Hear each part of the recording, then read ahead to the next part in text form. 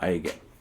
In Dwight Wilson, Armageddon Now, on page 77, Wilson has just dealt with the controversy in the 20s about the protocols of the Elders of Zion and the impact that had on the conservative community in the United States.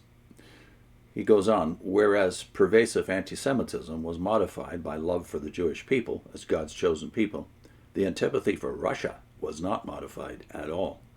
There was particular confusion during this period, for Russia was identified with all forms of evil. It has been shown above that Russia was identified as being run by the Jews, while at the same time it was accused of anti-Semitism. The country was also identified as Antichrist, the leader of the revived Roman Empire, but simultaneously as Gog, the leader of the Great Northern Confederation, which was supposedly to fight against the Antichrist.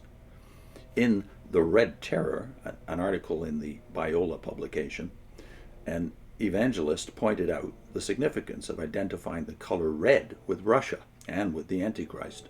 The two beasts in Revelation were supposedly Lenin and Trotsky, but Lenin was simply the awful shadow of the great red king that is surely coming to reign over a great red world. That's a direct quote from this article. This beast was to be ridden and controlled by a red harlot. This red harlot, the article said, symbolizes the coming World Federation of Religion. It will be a red religion, a religion that will flaunt the red flag of communism.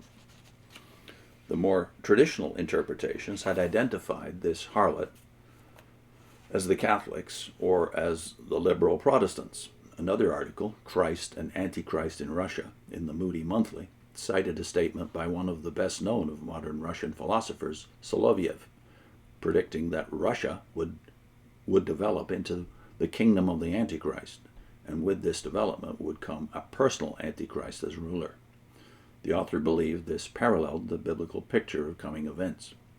Awareness of all this confusion about Russia's roles prompted one writer in The King's Business to confess, quote, there is such a diversity of opinion concerning Russian affairs that one wonders whether anyone knows anything very definite about this mysterious country from the north, end of quote.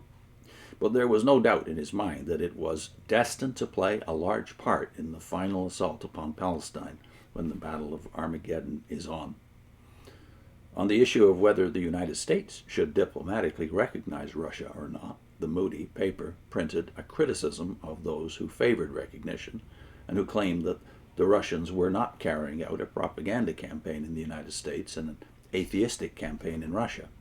The author cited Zinoviev, chairman of the Third International, as quoted by Izvestia, quote, our propaganda necessarily includes the propagation of atheism, which must now form one of the branches of our party activities, end of quote.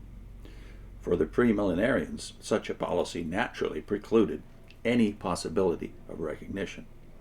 The Evangel magazine likewise reported to its readers that the anti-God campaigns in the Soviet Union. Of course, all this is quite changed now in this era of preoccupation with Russia. Suddenly, Russia looks like a very religious state. It's an amazing transformation. The developments in the Far East were depicted by the Evangel magazine as increasing indications of the end. The United States Immigration Bill of 1924, which excluded Japanese immigration to America, was referred to as a rebuff given by our Congress, which would drive the Japanese into an alliance with Russia. A similar result was expected from the coalition of the Chinese nationalists with the communists and their reliance on Soviet advisors. Thus the way is being paved for the future alliance foreshadowed in the prophets, the magazine said, an alliance that leads to the invasion of a regenerated Palestine, end of quote. All this signified the approaching end of the times of the Gentiles and the regathering or the gathering of the armies of the earth to fight together against the Son of God and perish at Armageddon, in the words of the Evangel magazine. I'll put in a link to what Nelson Barber and Charles Taze Russell had to say about these developments in Russia. Barber and Russell on Armageddon, Islam, Israel, Gog, Russia, and Jerusalem. Also a link to the J.W. Root's playlist where we read through the entire book, Three Worlds, the first publication of Charles Russell before the Watchtower was founded. See you soon.